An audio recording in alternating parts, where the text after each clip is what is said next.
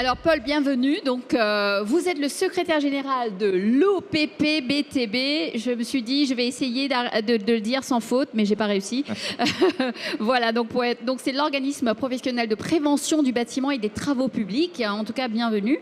Donc vous avez un peu eu l'occasion d'écouter nos différents intervenants sur les sujets donc de la data, de l'IA, et la sécurité reste quand même quelque chose de très très important, surtout dans ce secteur du bâtiment. Donc, votre priorité, en tout cas, est de prévenir les accidents de travail et les maladies dans le secteur de BTP. Donc, peut-être rappelez-nous comment est-ce qu'on utilise justement, comment vous, en tout cas, vous utilisez de la data pour prévenir les accidents. Bien, bon, donc bonjour à toutes et à tous. Un petit mot peut-être d'abord pour rappeler qui nous sommes et ce que nous faisons. Hein. Nous sommes un organisme paritaire des branches bâtiments et travaux publics. Hein. Nous existons cette année depuis 75 ans. Et notre mission fondamentale, c'est d'accompagner les entreprises, hein, d'identifier, de faire la promotion de solutions efficaces, adaptées en prévention pour faciliter l'exécution opérationnelle sur les chantiers. Nous avons aussi des missions d'expertise. Hein. Nous sommes aussi un centre de ressources de nos branches. Hein.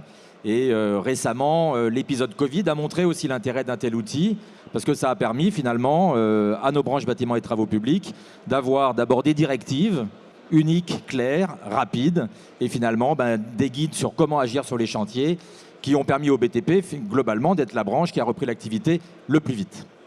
Alors le digital dans notre activité, moi je le dis pour l'OPP-BTP, c'est une opportunité historique, hein, puisque notre métier fondamentalement c'est la promotion. Nous avons 220 000 entreprises adhérentes. Idéalement, il faudrait pouvoir s'adresser à 1 500 000 salariés. Autant le digital nous permet d'espérer joindre tout le monde, autant précédemment c'était mission quasi impossible. Hein. Envoyer un courrier aux entreprises coûte encore 100 000 euros. Avec 100 000 euros, on fait beaucoup de clics, on fait beaucoup de campagnes digitales. Et le digital en promotion est un outil extrêmement puissant, extrêmement efficace. Hein. L'été dernier, nous avons fait une petite campagne sur les réseaux sociaux, sur les travaux en hauteur. Ça a généré plus de 250 000 visites sur le site internet de l'OPP, donc dont on peut avoir le soupçon que ce sont des entreprises qui, sollicitées sur le sujet, viennent se renseigner, chercher des solutions à mettre en œuvre ensuite sur leur chantier. Alors quand on parle de data en santé et sécurité, il y a des data anciennes dans notre secteur. Ce sont les statistiques d'accidents de la Caisse nationale d'assurance maladie. Alors ce n'est pas de la data très dynamique, parce qu'en général elles sont publiées presque 1 an et demi après la survenance des accidents, mais ça donne quand même un guide effectivement sur les causes principales, les secteurs prioritaires. Maintenant pour nous, parce que dans les services que nous apportons à l'entreprise, nous cherchons à développer de plus en plus finalement de l'aide que je pourrais appeler automatisée des entreprises, hein, et de l'aide intelligente automatisée. Et donc nous recueillons de la data sur les entreprises, sur les personnes qui viennent sur le site, pour identifier leur profil, leurs préoccupations, et en fonction de ça, de pousser de l'information qui est a priori utile dans l'activité dans laquelle ils sont. Alors, on a eu l'occasion d'écouter Quentin, d'écouter Hubert et Nicolas sur les sujets de l'utilisation de la data et de l'IA. Est-ce que vous, aujourd'hui, qu'est-ce que vous voyez sur le terrain? Est-ce que vous voyez des exemples de chantiers ou dans d'autres activités qui sont devenues un peu moins finalement accidentogènes, si je puis dire, depuis justement l'utilisation de la data et du digital? Alors, d'abord un petit rappel pour dire que la data sur le chantier, il y en a de plus en plus, multiforme. Hein, il y a de la data qui commence même avant le chantier, hein, tout ce qui sera relevé topographique, ainsi de suite. Hein, c'est très développé. Il y a des logiciels de suivi d'avancement de chantier, de levée des réserves. On a de plus en plus d'équipements, voire de matériel, qui ont des capteurs intégrés et qui donc permettent de mettre de la data à disposition des entreprises, des équipes pour gérer effectivement leurs performances. Et puis bien entendu, il y a le BIM, qui est en théorie, en tout cas, un outil extrêmement puissant, extrêmement complet, pour effectivement prévenir l'ensemble des risques, puisque le BIM, utilisé pleinement, doit permettre de faire le séquençage, la prévision de l'ensemble de l'opération, l'identification à l'avance des sources de risques éventuelles, et donc la mise en place des solutions. Alors, comme exemple concret sur les chantiers, on en a un certain nombre. Peut-être qu'un des plus anciens, un des plus répandus, ce sont les capteurs de recul sur les engins et sur les camions. Ça nous semble être bateau aujourd'hui, mais de fait, c'est de la data, hein, qui génère donc un signal. Ça s'est enrichi ces derniers temps avec des interfaces sur des gilets portés par les personnels, par exemple. Et on est en train de monter un programme pour aller plus loin, qu'on monte avec les directions matérielles de tous les grands groupes français, les 2 plus grands loueurs et les organisations professionnelles, pour justement faire, avec l'aide de l'intelligence artificielle, de la captation d'images sur la proximité entre une personne et les parties mobiles des engins, pour faire de l'asservissement des parties mobiles, parce que dans nos métiers, les gars travaillent à proximité des engins, donc la proximité ne suffit pas pour déclarer le risque, c'est le risque de collision effective. Donc là, data, intelligence artificielle sont nécessaires donc pour aller plus loin. Après, on a plein d'autres exemples. Il y a un espace avec tout un nombre de startups au centre du hall 1. Il y a tout un nombre de startups qui se sont basées là-dessus. Il y en a qui ont des capteurs dans les lunettes. Il y en a qui ont des capteurs dans les semelles. Récemment, nous, on a fait une expérimentation avec une start-up japonaise sur des détections de coups de chaleur. Hein, donc, c'est un petit capteur en fait, que portent les gars. Voilà, donc des exemples, on en a de plus en plus. Les plus aboutis, je citerai un exemple que je ne connais aujourd'hui qu'aux États-Unis, où un groupe du nord ou est des États-Unis, qui s'appelle Suffolk, a monté avec une start-up donc en fait, de l'analyse d'images sur les vues qui sont prises depuis les grues. Et en fait, ils viennent repérer des dérives. Non-port des EPI, les cheminements qui ne sont pas respectés, même les zonages simplement qui ne sont pas respectés. Et en ayant identifié que quand on commence à voir des dérives, en fait, on peut envoyer une alerte aux équipes pour leur dire « Attention, vous sortez de votre discipline de bonne gestion et donc vous allez vous mettre en risque ». Mais pour rester justement dans ce sujet de capteurs, on en parlait tout à l'heure avec Nicolas quand il a pris l'exemple justement tout ce qui est la complexité qu'il y a autour. Mais sans parler de cette complexité, si on parle du prix, ça a un coût. Donc tous ces outils digitaux, ces capteurs, donc finalement la prévention de risque a un coût. Comment est-ce que les entreprises, en tout cas d'une petite taille, qui ne sont peut-être, c'est pas à leur portée, mais bon, même si la sécurité est l'affaire de tous. Donc quel retour sur investissement peut-on espérer de manière concrète ? Écoutez, moi je ne crois pas qu'il soit possible de calculer un retour sur investissement. On ne connaît même pas le montant d'investissement. Hein. Ce que l'on peut voir, c'est que dans un certain nombre d'applicatifs, et je commencerai par un certain nombre de matériels, si je prends même tout ce qui est manu portable, plusieurs grandes marques proposent des équipements qui sont déjà bardés de capteurs de data et d'intelligence artificielle, qui permettent une gestion différente de l'équipement, qui permettent de garantir une performance de chantier supérieure, plus en sécurité, et manifestement, ces marques-là n'ont pas de difficulté à vendre leurs produits. Après, moi, j'invite à regarder les choses un petit peu différemment. Moi, j'ai une phrase que j'aime bien utiliser, c'est dire qu'un chantier bien mené en prévention est un chantier bien mené en production. L'enjeu principal, c'est l'enjeu de la performance globale du chantier. Et la prévention en est un des leviers. Bon, si on regarde en France, on a un chiffre d'affaires général du BTP de l'ordre de 250 milliards d'euros par an. Le coût des accidents du travail, le coût direct, donc remboursé par l'assurance maladie, c'est à peu près 1,2 milliard. Mais on estime que le coût total, c'est 3 à 4 fois plus. Donc on va dire aux alentours de 5 milliards. Donc 5 milliards, c'est déjà 2%, hein, ce qui donne un peu de marge. Mais ce qu'il faut se dire surtout, c'est que avec 1% de gain par rapport à ces 250 milliards, ça génère donc de la capacité d'investissement qui se chiffre tout de suite en milliards. Donc moi, je n'ai aucun doute sur le fait qu'on a les marges de manœuvre pour effectivement permettre à toutes ces nouveautés de trouver leur place et d'apporter effectivement du gain, de la productivité, de la prévention en plus aux entreprises. Alors, est-ce qu'on est parti pour voir de la data sur tous les chantiers qu'on voit, ça va devenir un peu mainstream? C'est quelque chose qu'on peut s'imaginer? Parce que, bon, aujourd'hui, est-ce que les chantiers qui utilisent de la data sont minoritaires? Oui, écoutez, moi, je n'ai pas de boule de cristal, donc je ne saurais pas vous dire quand est-ce que la data va arriver où. Personnellement, je pense que ça va arriver de façon extrêmement diverses, hein, de différentes façons, avant d'avoir une vision intégrée du chantier pilotée par la data, On le voit un petit peu sur certains très grands chantiers menés par des très grands groupes. Bon, Dassault Systèmes est très impliqué avec plusieurs groupes, justement sur ce pilotage opérationnel des chantiers. Bon, avant que ça se démocratise et que ça arrive sur le chantier moyen du BTP avec 5 ou 6 gars, il y a encore un petit peu de temps. Oui.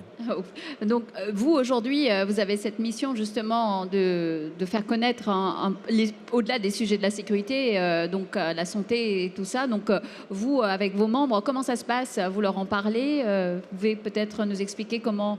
Il y a une sensibilisation Écoutez, quand je vous parlais tout à l'heure des outils digitaux mis en place par l'OPPBTP et également toute l'action d'information que nous menons, chaque fois que nous voyons des solutions, dont des solutions avec data, intelligence artificielle ou autres, dont nous pensons que ça apporte un bénéfice sur les chantiers, nous en faisons l'écho. Nous avons développé un accélérateur d'innovation avec Impulse, SMA, ProBTP, le 3CA. Donc, c'est eux qu'on retrouve dans l'espace innovation là-bas. Notre objectif, c'est effectivement de capter l'innovation, d'en mesurer l'intérêt, les effets, et à partir de là, d'en faire la promotion très active auprès des entreprises. Alors, il y a un autre sujet, ou un autre projet important. Quand on parle de data, l'un des gros enjeux, c'est qu'un certain nombre d'entités sont propriétaires de données, mais on va avoir de l'intelligence dans les données quand on réussit à croiser les données entre différents propriétaires. Donc, dans tous les secteurs d'activité, il y a un enjeu de mise à disposition de données et d'établissement de règles de partage de ces données. Certains secteurs sont plus en avance. Le transport aérien s'est lancé dans ce domaine-là depuis longtemps. L'agriculture est assez en avance. Et nous-mêmes, nous portons avec plusieurs grandes organisations un projet de ce qu'on appelle un data hub, qui est soumis donc, pour un financement auprès de BPI-France. On espère avoir leur confirmation officielle très prochainement pour justement proposer une plateforme, pouvoir la gérer et donc inviter tout un nombre d'acteurs industriels à venir mettre les données à disposition et pouvoir ainsi permettre à des startups de se saisir de ce gisement, de ces richesses, pour proposer des applications nouvelles aux entreprises. En tout cas, c'est formidable. On y travaille. Super. Alors, c'est un sujet qu'on a pas mal discuté, de ce sujet de collecte de données un peu partout et sur cet aspect de la vie privée des gens. On parlait d'RGPD tout à l'heure. Donc, pour vous, comment est-ce qu'on concilie cette collecte de données sur les chantiers avec la vie privée des travailleurs et autres personnes impliquées par ces données? Écoutez, pour ça, nous avons un cadre européen qui a été fixé par une directive avec le règlement RGPD qui s'impose à tout le monde. Donc, tout détenteur de données doit être attentif au type de données, leur gestion, leur mise à disposition, et puis offrir de la sécurité contre un accès frauduleux sur ces données.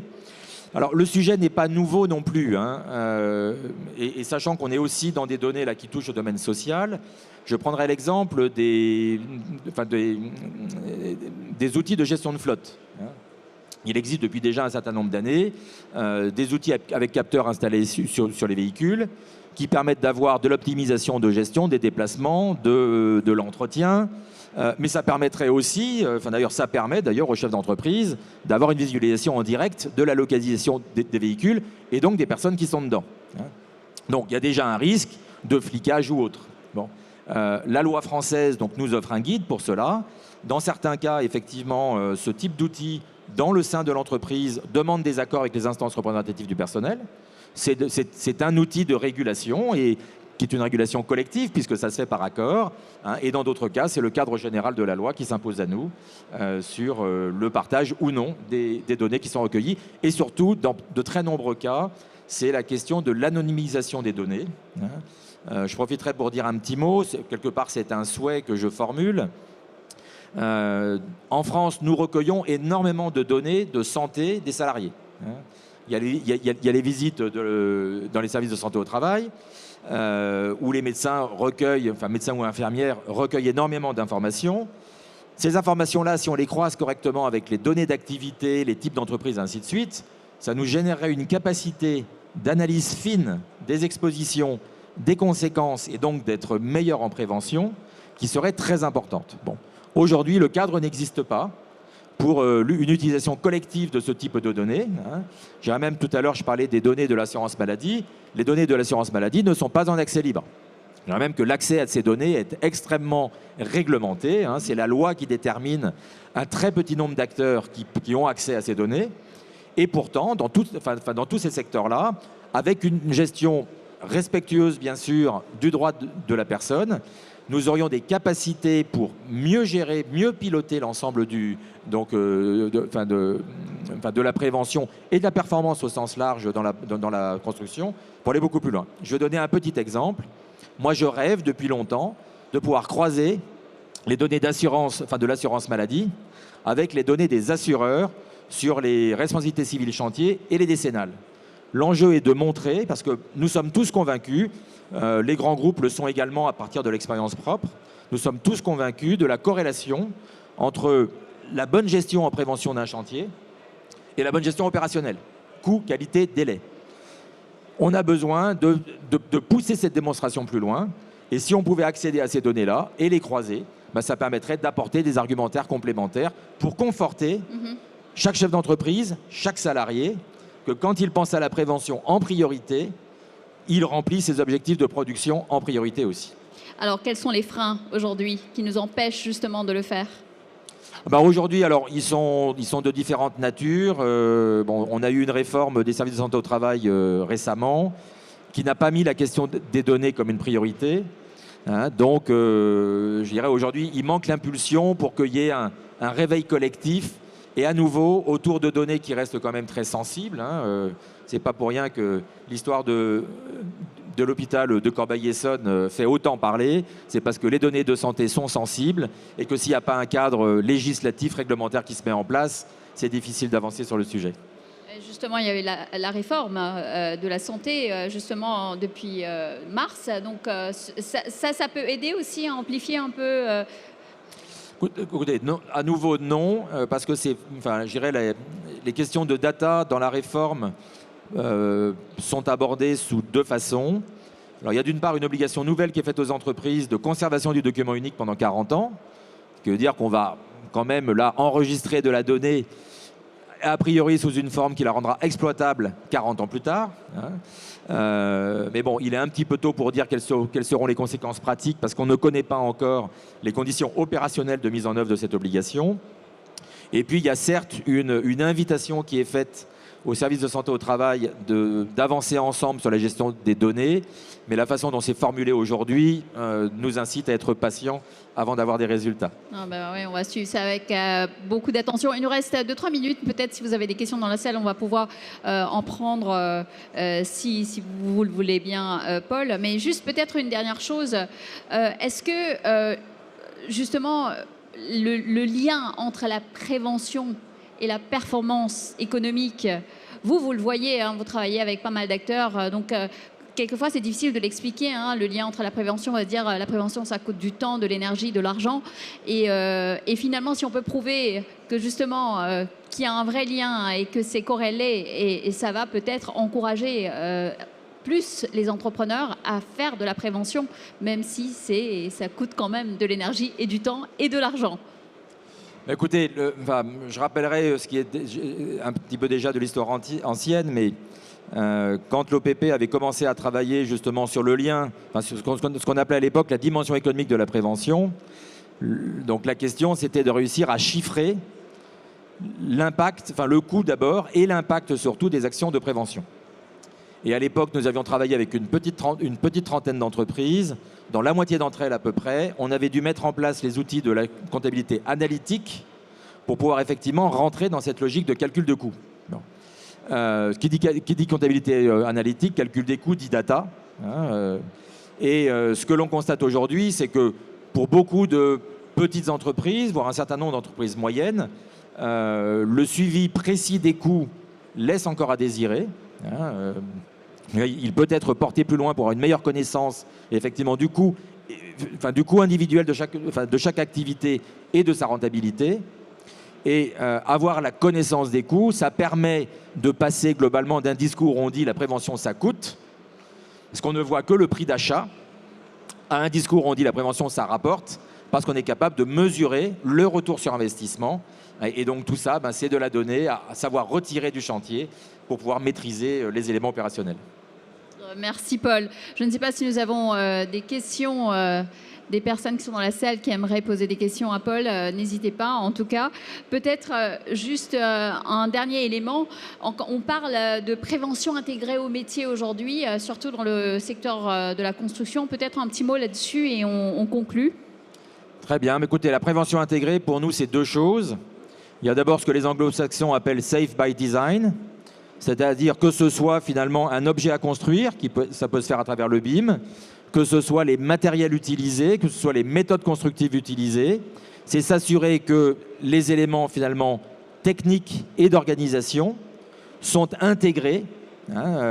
Ça peut être par exemple, je vais vous donner, on avait eu un exemple d'équipement où les nacelles pouvaient se décrocher donc des bras.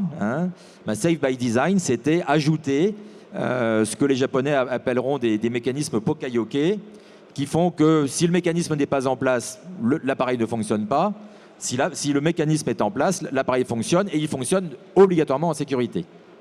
Bon, la deuxième définition pour nous, dans la prévention intégrée, on l'applique à la formation. Je terminerai là-dessus, c'est important, la formation des jeunes. Pendant trop longtemps, dans nos centres de formation d'apprentissage, dans les lycées professionnels, on apprenait le métier. Puis quand on avait le temps, on disait aux gars, en sécurité, il faudrait faire ça, faire ça, faire ça. Donc l'objectif là, c'est de faire en sorte que l'enseignement du geste professionnel intègre bien sûr immédiatement tout ce qui est nécessaire pour faire le geste en sécurité. C'est quand même un objectif premier. On va au travail pour gagner sa vie et non pas pour la perdre. Et parmi les actions, je dirais, un petit peu importantes, nous avons contribué, avec l'Éducation nationale, à changer la classification des savoirs en prévention. Avant, ça s'appelait des savoirs associés. Maintenant, ce sont des compétences clés, ce qui permet de garantir, donc c'est de l'intégration, ce qui permet de garantir que tous les enseignants, effectivement, portent les questions de prévention automatiquement quand ils parlent du métier. Formidable. En tout cas, merci Paul, merci d'avoir été avec nous. Vous pouvez l'applaudir, merci beaucoup. Voilà, donc nous arrivons à la fin des Bâti-Talks et on se retrouve demain pour parler d'efficacité et de sobriété énergétique. Merci à tous et rendez-vous demain à 11h. Merci encore Paul.